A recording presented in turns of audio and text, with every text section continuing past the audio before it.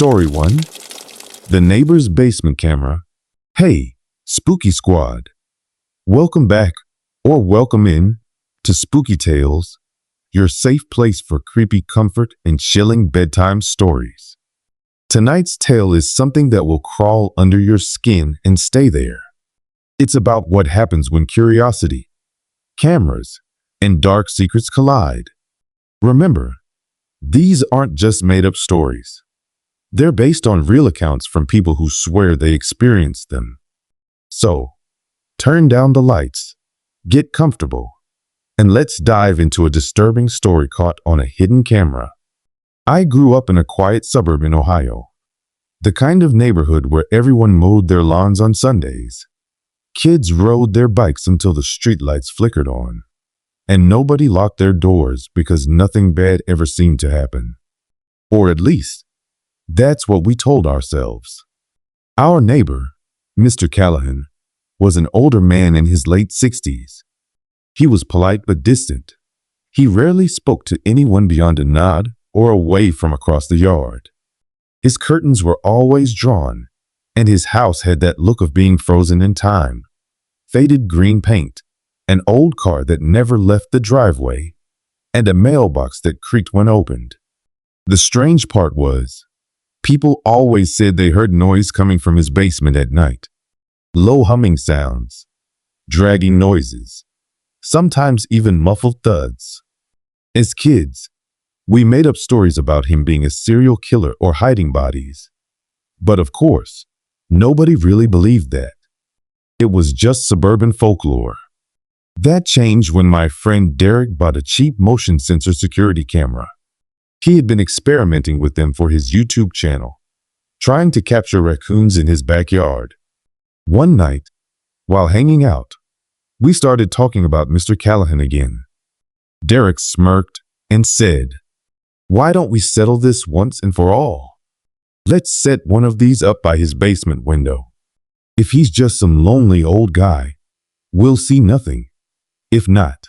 We were teenagers, stupid, and craving adventure. So around midnight, we crept over to his yard with one of Derek's small cameras. It was about the size of a pack of cards, easily hidden in the shadows of his overgrown bushes. We set it facing the basement window and hurried back across the street before anyone could see us. For 2 nights, nothing happened. Just darkness, swaying tree branches, and the occasional raccoon sniffing at the lens. We were about to give up when, on the 3rd night, Derek texted me in all caps, "Bro, check this now." I opened the file he sent, and my blood went cold. At around 2:47 a.m., the basement light flicked on a shadow passed by the window, hunched and lumbering. Then, the window creaked open slightly, just enough for air. And through the gap, we saw something we couldn't explain. A figure walked into frame, but it wasn't Mr. Callahan. This thing was taller, gaunt, with skin so pale it looked almost translucent in the night vision green glow. Its eyes were huge, reflecting the light like an animal's, and it bent unnaturally to peer outside. It looked right at the camera. The footage went static for 3 seconds. When it cleared, the window was closed again, and the basement light was out. Derek and I sat frozen, replaying the video over and over. "That wasn't a person," Derek whispered. "There's no way." The next day, we tried to rationalize it. Maybe it was a trick of the camera. Maybe it was Mr. Callahan, sickly and distorted by the lens. But something deep in my stomach told me otherwise. We decided to keep the camera there, against my better judgment. And that's when things started to escalate. Over the next few nights, the footage grew stranger. Sometimes the basement light would flick on for only a few seconds, shadows flitting across the frame like someone, or something, was pacing. Other times, the audio picked up faint noises, a low dragging sound like heavy furniture being scraped across the floor, followed by muffled thuds that sent chills crawling up my spine. Derek thought it was golden content for his channel, but I couldn't shake the feeling that we were watching something we weren't supposed to see. Story 2. The motel room camera. Motels have always carried a certain unease with them. They're liminal spaces, cheap stopovers between destinations, places where people pass through, but rarely stay long enough to leave a mark. Yet, in those same transient walls, secrets linger. Some travelers bring nothing but weary bodies and luggage, while others bring their darkest intentions. This particular story comes from an overnight guest at a roadside motel in Arizona, who checked in for a simple one-night stay, but discovered something far more sinister than peeling wallpaper and buzzing neon signs. It was early September when a man named Craig decided to stop for the night at a weathered, off-the-highway motel. He'd been on the road for nearly 10 hours, making his way from California to Texas for work. By the time he pulled in, the desert heat had given way to a cool, restless wind. The parking lot was mostly empty, save for a few beat-up cars and a motorcycle near the entrance. The sign above the motel flickered, "Vacancy Y," as if the missing bulb itself was a warning. Inside the lobby, the air smelled faintly of disinfectant trying and failing to mask something older, something stale. The desk clerk was a thin, jittery man in his 60s who spoke in short, clipped sentences. He slid the room key across the counter without much of a glance and muttered, "Room 12, end of the hall." Craig didn't think much of it at first. After all, tired travelers don't ask questions. They just want a bed. The room itself was ordinary in that depressing motel kind of way. Beige wallpaper stained at the corners, mismatched furniture, a television with the volume knob missing, and a single dim lamp by the bed.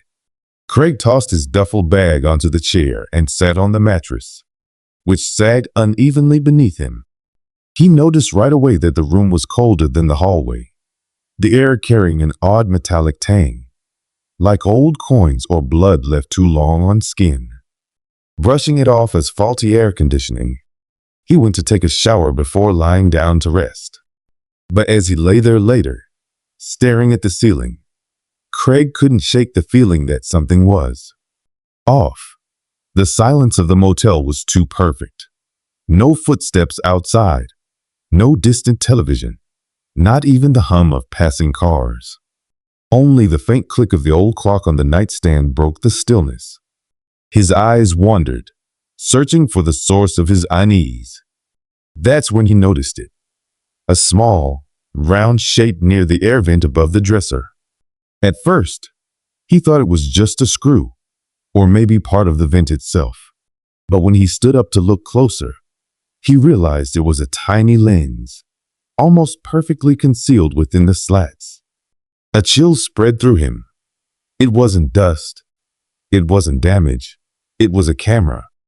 His heart began to pound. Craig had heard stories of hidden cameras in hotels and rentals before, but to see one so clearly staring back at him made his stomach twist. He backed away from the vent, half expecting someone on the other side of the wall to suddenly breathe into the microphone or whisper his name. He yanked the chair across the room, climbed onto it, and pressed his ear close. For a moment, he swore he heard the faintest static, like the sound of a live feed humming quietly. Craig's mind raced. He wondered how many other guests had stayed in this room, how many private moments had been secretly recorded without their knowledge. His first instinct was to storm back to the front desk and demand answers, but something in the pit of his stomach told him that the desk clerk already knew. The way the man had spoken, his jittery hands, the way he pushed that key forward without looking up, it all seemed rehearsed, as if this was routine. Craig decided to test something. He turned off the lamp, leaving the room in near darkness except for the faint neon glow seeping through the curtains. He sat on the bed, staring at the vent. If someone was watching, maybe he could catch them. For nearly an hour, he sat in silence, trying not to blink. Then, just past midnight, he saw it. The tiniest red light flickered inside the vent, like an eyelid briefly opening before shutting again. The realization hit him like ice water. The camera wasn't just there. It was active. Craig's pulse refused to settle. The longer he sat in the darkness, staring at that faintly glowing red dot, the heavier the dread grew in his chest. He told himself he should pack his bag, leave immediately, and drive through the night. But exhaustion clung to him like chains. More than that, curiosity gnawed at him. Who was watching? And why? His phone buzzed faintly on the nightstand, pulling him back into the moment. He grabbed it and flipped on the flashlight, training the beam toward the vent. The light bounced against the metal slats, and for an instant, he could see the smooth glass dome of the lens inside. The glow of that tiny red diode winked back at him. There was no denying it now. Craig grabbed his duffel bag, stuffed his essentials inside, and decided he'd confront the desk clerk. But when he opened the door, the hallway outside was empty, eerily so. Every other door was shut tight, the carpeted corridor stretching into shadow. The silence was deafening, broken only by the low buzz of the flickering ceiling light above. He froze, realizing something else. The door to room 11, the one right next to his, was slightly ajar. He shouldn't have cared. He should have turned and left. But as he stepped closer, he noticed the faintest light spilling out from the crack, a dull glow like an old television. Against his better judgment, Craig nudged the door with his fingertips. It creaked open slowly, revealing what at first looked like an ordinary motel room. But then his eyes locked on the wall opposite the bed. It wasn't a wall at all. It was a panel covered in a grid of screens. Grainy black and white monitors stacked side by side, each one showing a different angle of different rooms. Craig's stomach dropped. He saw room 12, his room, on one of the screens, the bed in perfect view. Another monitor showed the bathroom sink from a different unit. Another caught someone sleeping in bed 2 doors down. Another showed nothing but a shower running in an empty stall. There had to be at least 20 feeds, maybe more. And in the middle of it all sat an old recliner, its fabric frayed and stained. A half-empty bottle of cheap whiskey rested on the armrest, next to an overflowing ashtray. But what made Craig's blood run cold wasn't the chair itself. It was the fact that it was still warm. Someone had been sitting there, watching, only minutes before he arrived. The sound of static hissed from one of the monitors. Craig flinched as one feed flickered. The camera trained on his room zoomed slightly, refocusing. He stumbled backward, realizing whoever was controlling it might be watching him right now. He slammed the door shut, heart pounding so hard it hurt, and rushed back into the hall.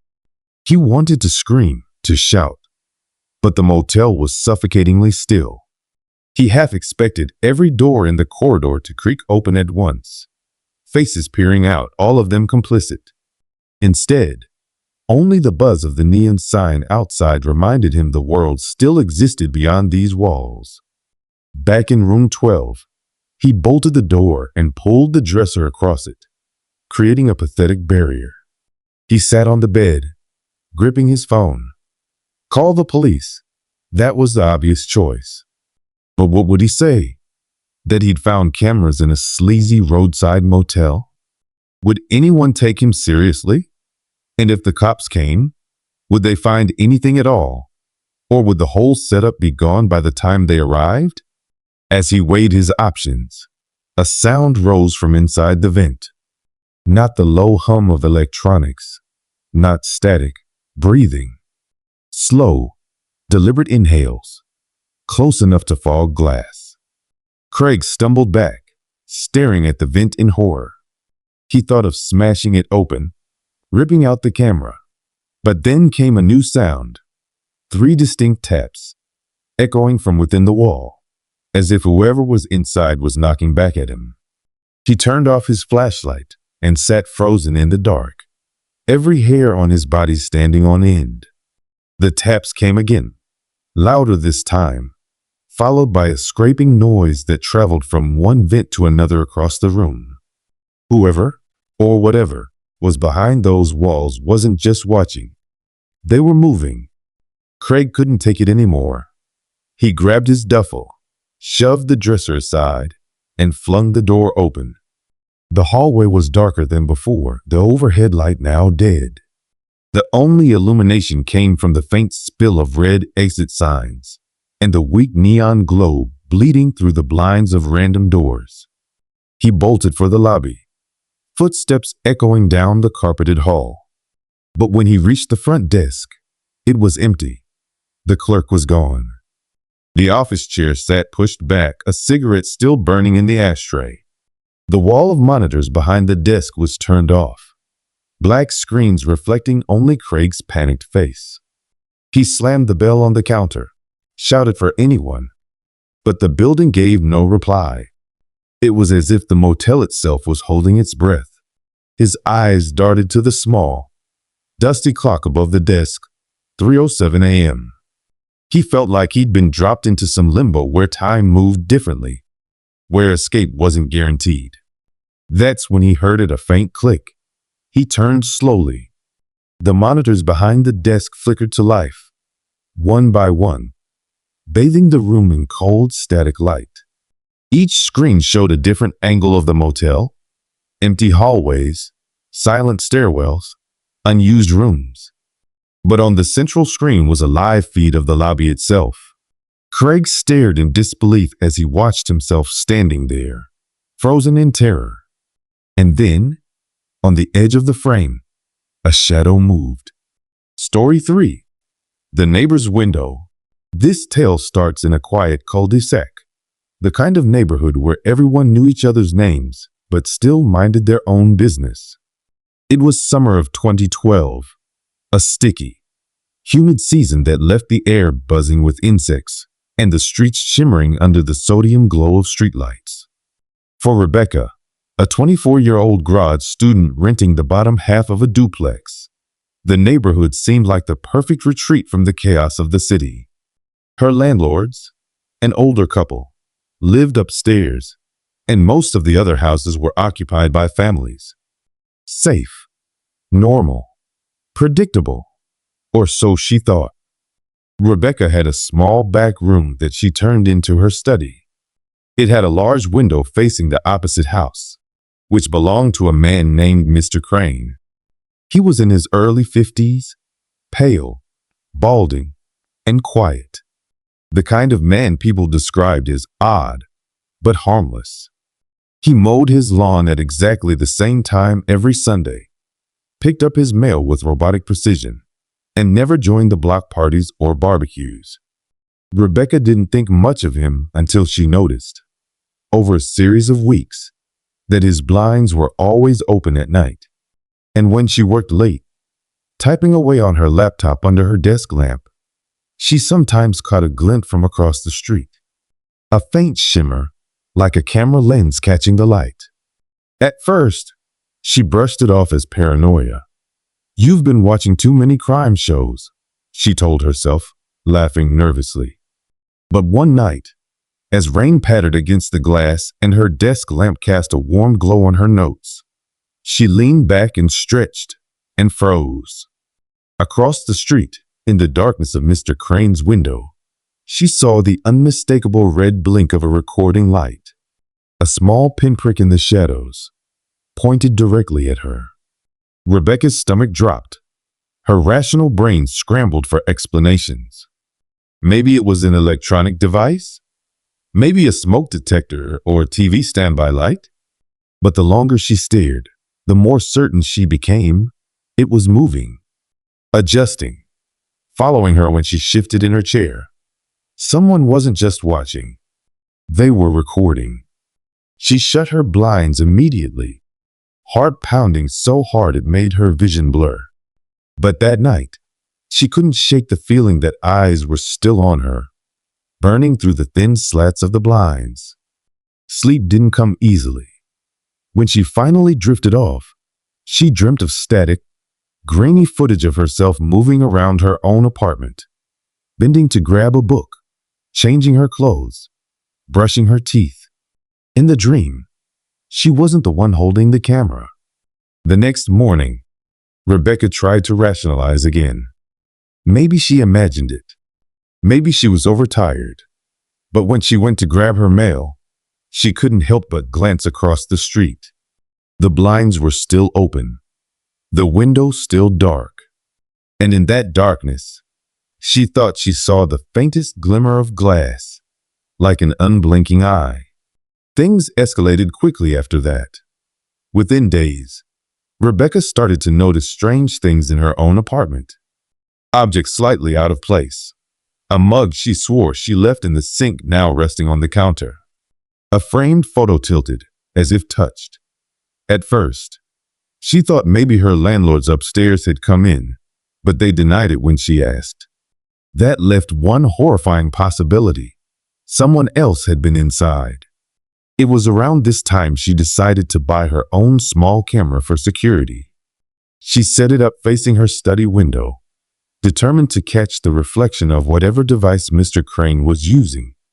The first 2 nights, nothing unusual happened. But on the third night, during a thunderstorm, Rebecca's camera caught something she couldn't deny. At exactly 2:17 a.m., the footage showed her blinds trembling, not from wind, but from the inside. Then, for a split second, a shadowy figure appeared in the reflection of the glass. Not her, not her landlords. Someone crouched low, holding something metallic in their hands. The image was distorted, but the implication was crystal clear. Someone had been inside her apartment while she slept, adjusting the angle of her blinds. Rebecca called the police immediately, but without concrete evidence, they couldn't do much. They knocked on Mr. Crane's door, asked him a few questions, and came back with the usual, "He seems harmless. Probably just a misunderstanding." But Rebecca knew better. She could feel it in her bones. Crane wasn't just watching. He was orchestrating something. The breaking point came a week later, on another rain-soaked night. Rebecca was dozing off at her desk when she heard a faint click, like the sound of a camera shutter. Her heart raced. Slowly, she turned toward the window, and there it was again. The tiny red recording light blinking steadily in the dark. Only this time, it wasn't across the street. It was inside her room. The footage began on an ordinary night. The store had closed at 10 p.m., and the overnight restocking staff clocked in. 2 men wheeled in carts of produce, their voices muffled as they joked about weekend plans. At first, the footage was mundane. Boxes being unpacked, items shelved, sweeping done. But then, around 12:47 a.m., the atmosphere in the basement camera shifted. The flickering overhead bulb cast an odd pulse, like a heartbeat, and the motion detector light at the far end of the basement blinked on despite no visible movement. One of the workers, a man named Jorge, froze mid-lift and glanced toward the light. "Probably a rat," he muttered, though his voice lacked conviction. His coworker nodded, but kept working, clearly uncomfortable. The security camera zoomed its grainy focus on the far corner where the light kept triggering. The shelves there were stacked with canned goods, but in the space between, the outline of something faint, almost like a person crouching, seemed to shimmer in and out of the shadows. At 1:03 a.m., things escalated. The 2 men had moved to another aisle, but the camera captured the cans rattling on their own. Not just one. Entire stacks shook violently, clattering against the metal shelves. Both workers looked back in alarm, but before they could approach, a loud crash echoed through the basement. The camera view shook slightly as if the floor itself had trembled. One shelf of canned beans had toppled completely, scattering contents across the floor. When Jorge rushed over to check, he stopped cold. The cans weren't just scattered, They had rolled in a neat line across the floor, spelling out the word, leave. The second worker swore under his breath, backing toward the exit. Nope, nope, I'm done, he muttered. Jorge tried to laugh it off, but the camera caught the way his hands trembled as he picked up a can. Suddenly, the basement light cut out for a full 3 seconds. When it flicked back on, the security feed showed something else. Just behind Jorge, barely 2 feet away, a tall, shadow-like figure stretched against the shelves. Its limbs were impossibly long, its face a blur of static, like the screen itself had corrupted. Jorge didn't see it, but the audience did. His coworker, however, screamed, shouting for him to run. The figure vanished as the man bolted toward the stairs, leaving Jorge stunned and alone. The camera zoomed again, glitching with static as if something was interfering with the system. Then came the most disturbing part of the tape. At 1:09 a.m., Jorge attempted to leave, dragging his cart toward the stairwell. But as he approached, the stairwell door slammed shut on its own. He pulled it open with force and hurried upstairs, vanishing from the frame. Yet, the camera continued rolling, and this is where investigators noted something horrifying. From the far aisle, that same shadow figure crawled slowly into the open, its limbs bending backward, its head twitching unnaturally. The figure approached the lens, stopping just beneath it, before looking directly upward. The screen distorted with heavy static until the footage went black for 15 full seconds. When the video feed returned, the basement was empty. No figure, no workers, just silence. But across the floor, the cans had been rearranged again. This time, they spelled, "Stay with me." The next morning, Ellen tried to convince herself it was nothing more than a bad dream, a side effect of working late shifts and sleeping at odd hours. But as she poured her coffee, she glanced toward the hallway camera's monitor, which automatically cycled through the night's footage. What she saw made her knees buckle. At precisely 3:17 a.m., the hallway camera captured a figure, tall, thin, draped in what looked like a tattered, gray robe, gliding down the corridor with movements that were too fluid, too deliberate to be explained by a glitch. Its head was bowed, but its arms hung long at its sides, fingers brushing the wallpaper like they were memorizing its texture. Ellen froze. She lived alone. No one should have been there. The footage showed the figure pausing at her bedroom door. It tilted its head as if listening, then slowly raised one long, skeletal hand and rested it against the doorframe. For nearly a full minute, it stood there, motionless, before turning and vanishing out of frame. Her chest tightened, her breath shallow. She rewound the footage over and over, each time praying her eyes were tricking her. But the details never changed. The robe shifted faintly with each step. The fingers flexed when they touched the wall. This wasn't static or shadows. Someone, or something, had walked past her bedroom in the middle of the night. Ellen dialed the police, her hands trembling so violently she nearly dropped the phone. Officers came, swept the house, and checked the locks. Nothing was broken, no signs of forced entry. Maybe it's tampered footage, one officer suggested, though even he sounded unconvinced. Ellen asked them to watch the video themselves. The room fell silent as they did. One officer muttered, "That's not a trick I've seen before." They left with vague assurances and told her to call again if anything else happened.